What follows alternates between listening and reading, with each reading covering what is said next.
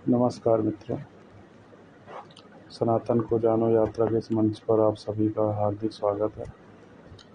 तो आज जो नया विषय लेकर चल रहे हैं वो है मंत्रों पर फैलाई गई भ्रांतियाँ और उसके प्रभाव को लेकर जो झूठ और पाखंड फैलाया जा रहा है उस पर बात करेंगे। अभी देखने में आया है कि सोशल मीडिया में कुछ मंत्रों को लेकर भ्रांतियाँ फैलाई जा रही हैं कि ओम नमः शिवाय, ओम नमो भगवते वासुदेवाय जैसे जो मंत्र हैं, इन्हें मंत्र नहीं माना गया है, इन्हें प्रार्थना के रूप में स्वीकार किया जा रहा है। चाहे बात प्रेमानंद की हो या फिर अन्य कथावाचकों की हो, वो यही मान रहे हैं कि ओम नमः शिवाय और ओम नमो भगवते वासुदेवाय आदि जो वाक्यांश हैं, इन्हें मंत्र की श्रेणी में नहीं रखा गया।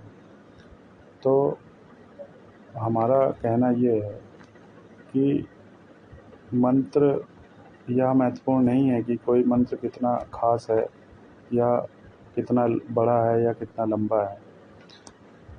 मंत्रों का जो प्रभाव है वो उनकी आवृत्तियों और उनकी वाइब्रेशन से जुड़ा होता है। ऐसा कोई ज़रूरी नहीं है कि लंबे चौड़े मंत्र ही असरदार हों या उच्च स्तर की ओर जुड़ाव का संकेत हों, बल्कि उनकी जो वाइब्रेशंस होती हैं, उनकी जो आवृत्तियाँ होती हैं, उनकी कितनी ऊंचाई है, यह महत्वपूर्ण होता है किसी भी मंत्र के प्रभाव के लिए। तो जैसा कि ओम नमः शिवाय एक बहुत ही साधारण मंत्र है, इसे कोई भी जप सकता है और ना इसके लिए संस्कृत के विशेष ज्ञान की आवश्यकता है, और ख़ास तौर से इसे ही मंत्र ना मानना, हमें नहीं लगता कि इससे छोटा कोई मंत्र आज वर्तमान में उपलब्ध होगा या कहीं सुनाई देगा कि इतने छोटे से मंत्र को भी प्रार्थना का वाक्य बना देना बिल्कुल ही हास्यास्पद है। तो यही कहना चाहूँगा कि ओम नमः शिवाय में सभी ब्रह्मांड की आवृत्तियाँ विद्यमान हैं। हाँ, इसके स्तर में साधक के स्तर में रुकावट हो सकती है, क्योंकि जब तक उसका स्तर नहीं खुलेगा तब तक मंत्र का पूरा प्रभाव नहीं पड़ेगा। इसलिए यह कहना कि ओम नमः शिवाय और ओम नमो भगवते वासुदेवाय जैसे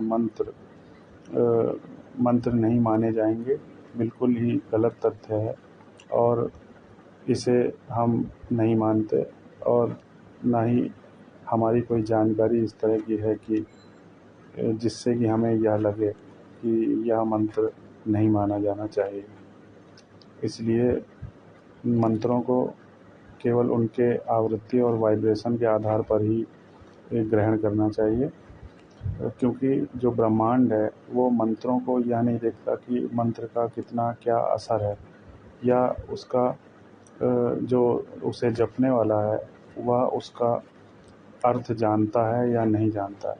वह ब्रह्मांड तो मंत्रों की आवृत्तियों को ग्रहण करता है और उसी अनुसार ऊर्जा का विकिरण जो कि आता है साधक तक, उसके द्वारा जो असर होता है वही मंत्र का प्रभाव कहा जाता है। इसलिए इतना ही इस संबंध में कहना था। बाकी अन्य विषय को लेकर आगे भी चर्चा होती रहेगी। तब तक के लिए नमस्कार।